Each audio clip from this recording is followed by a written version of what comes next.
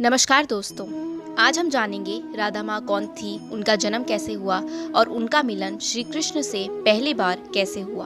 तो आइए जानते हैं। उत्तर प्रदेश राज्य के मथुरा जिले के गोकुल महावन कस्बे के निकट रावल गांव में मुखिया वृषभानु गोप एवं कीर्ति की पुत्री के रूप में राधा रानी का जन्म हुआ था। राधा रानी के जन्म के बारे में यह कहा जाता है कि राधा रानी माँ के पेट से पैदा नहीं हुई थी।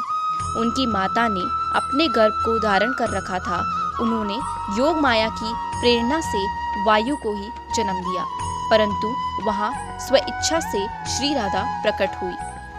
श्री राधा रानी जी निकुंज प्रदेश के सुंदर मंदिर में अवतरित हुई। उस समय भाद्रपद का महीना था। शुक्ल पक्ष की अष्टमी तिथि, अनुराधा नक्षत्र, मध्याह्न काल 12 बजे और सोमवार का दिन था। इनके समय के साथ ही इस दिन को राधा अष्टमी के रूप में मनाया जाने लगा। राधा रानी श्री कृष्ण से 11 माह बड़ी थी।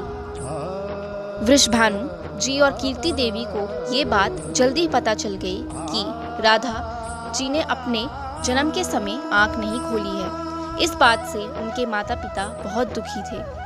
कुछ समय पश्चात जब नंद महाराज की पत्नी यशोदा जी गोकुल से अपने लाडले के साथ वृषभानु जी के घर आती हैं, तब वृषभानु जी और कीर्ति जी उनका स्वागत करती हैं। यशोदा जी ने कान्हा को गोद में लिए राधा जी के पास आती है।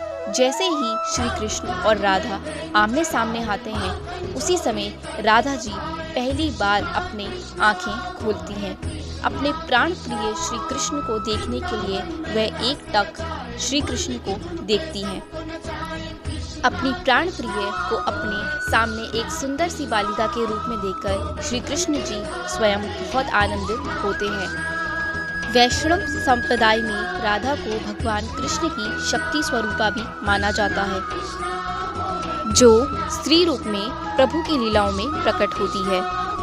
तो आइए अब हम जानते हैं राधा माँ के जीवन से जुड़ी 5 बातें। राधा माँ का पूरा नाम। राधा का पहला नाम वृषभानु कुमारी था। बरसाना राधा के पिता वृषभानु का निवास स्थान था।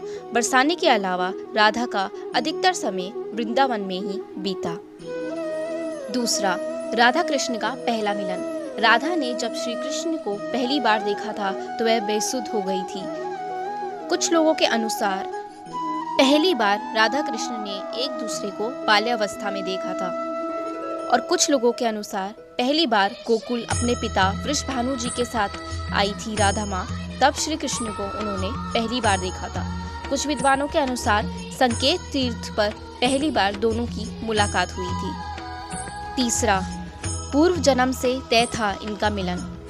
मान्यता है कि पिछले जन्म में ही दोनों ने तय कर लिया था कि हमें किस स्थान पर मिलना है और किस रूप में मिलना है, अर्थात ये पूर्व निर्धारित था कि उन्हें कहाँ और कैसे मिलना है और किस रूप में मिलना है। चौथा, राधा कृष्ण का विवाह। गर्ग संहिता के अनुसार एक जंगल में स्वयं ब्रह्मा ने राधा और कृष्ण का गंधर्व विवाह कराया था। श्री कृष्ण के पिता उन्हें अक्सर पास के बंडेर ग्राम में ले जाया करते थे। वहाँ उनकी मुलाकात राधा से होती थी। एक बार की बात है, जब वे अपने पिता के साथ भंडेर गांव गए थे तो अचानक तेज रोशनी चमकने लगी और मौसम बिगड़ने लगा। कुछ ही समय में आसपास सिर्फ और सिर्फ अंधकार छा गया। इस अंधेरे में एक परालौकिक शक्ति का अनुभव हुआ। वहाँ राधा रानी के अलावा और कोई नहीं था। अपने बाल रूप को छोड़कर श्री कृष्ण ने किशोर रूप धारण कर लिया और इसी जंगल में ब्रह्मा जी ने विशाखा और ललिता की उपस्थिति में राधा कृष्ण का गंधर्व विवाह कराया। विवाह के बाद माहौल सामान्य हो गया। राधा, ब्रह्मा और विशाखा और ललिता अंतर्ध्यान हो गए। असल में कुछ लोग कहते हैं कि राधा कृष्ण से आयु में बड़ी थी, तो यह संभव नहीं था कि दोनों का विवाह हो सके, लेकिन कुछ मतों के अनुसार इन दोनों का गंधर्व विवाह हुआ था। 5वां, अंतिम महारस।